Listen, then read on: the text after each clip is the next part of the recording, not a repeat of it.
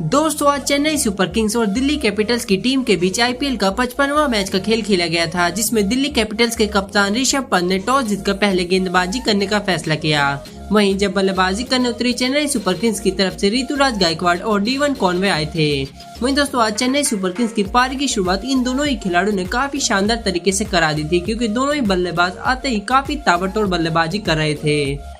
कुछ ही देर में D1 Conway और ऋतुराज गायकवाड़ ने काफी विस्फोटक बल्लेबाजी करते हुए अपनी टीम को एक अच्छी स्थिति में पहुंचाते हुए 50 रन की पार्टनरशिप भी कर ली थी।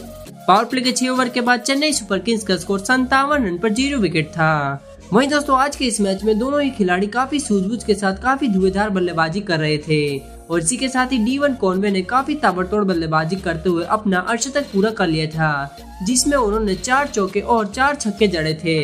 10 ओवर के बाद चेन्नई सुपर किंग्स का स्कोर 100 रन पर 1 विकेट था, लेकिन अगले ही ओवर में चेन्नई सुपर किंग्स को पहला बड़ा झटका लगा जब 41 रन बनाकर ऋतुराज गायकवाड़ एक गलत शॉट खेलने के प्रयास में आनरिच नोकिया की गेंद पर कैच आउट हो गए।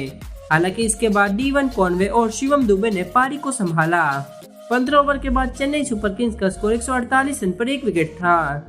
थोड़ी देर में ही दोनों खिलाड़ियों ने काफी अच्छी बल्लेबाजी करते हुए 30 रनों की पार्टनरशिप भी कर ली थी, लेकिन 17वें और 18वें ओवर में चेन्नई सुपर किंग्स को 2 बड़े झटके लगे जब 17वें ओवर में 87 रन बनाकर डीवन कॉनवे खलील अहमद की गेंद पर कैच आउट हो गए और फिर 18वें ओवर में 32 रन बनाकर शिवम दुबे भी मिचेल मार्श की गेंद पर कैच आउट हो गए। हालांकि इसके बाद कप्तान महेंद्र सिंह धोनी और अंबती रायडू ने पारी को संभाला, लेकिन ये जोड़ी भी ज्यादा टिक नहीं पाई और 19वें और 20वें ओवर में अंबती रायडू, मोइन अली और रोबिन उथप्पा की 3 बड़ी विकेट एक के बाद एक गिरती चली गई। हालांकि दूसरी छोर से कप्तान महेंद्र सिंह धोनी ने कुछ अच्छे शॉट खेलते हुए अपनी टीम का स्कोर 20 ओवर में 208 रन तक पहुंचा दिया था। वहीं अब इस मैच को जीतने के लिए दिल्ली कैपिटल्स को 209 रनों की जरूरत थी।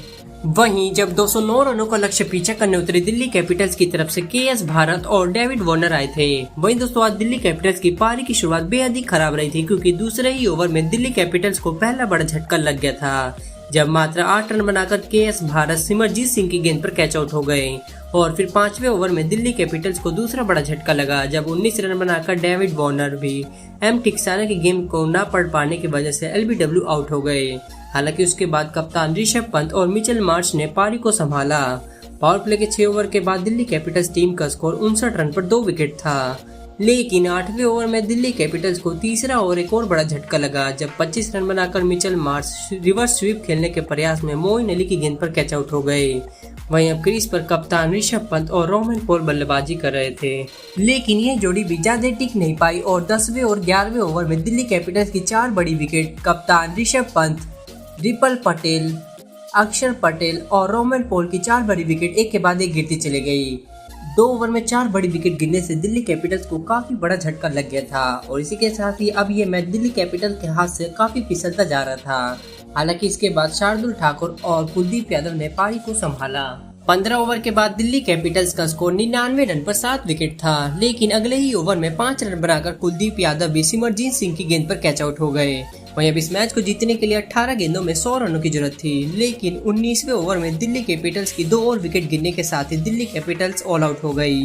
वहीं दोस्तों आज के इस मैच को चेन्नई सुपर किंग्स ने दिल्ली कैपिटल्स से 91 रनों से जीत लिया, साथ ही शानदार तरीके से अपने नाम भी किया। तो चलिए दोस्तों मिलते हैं अगली वीडियो में।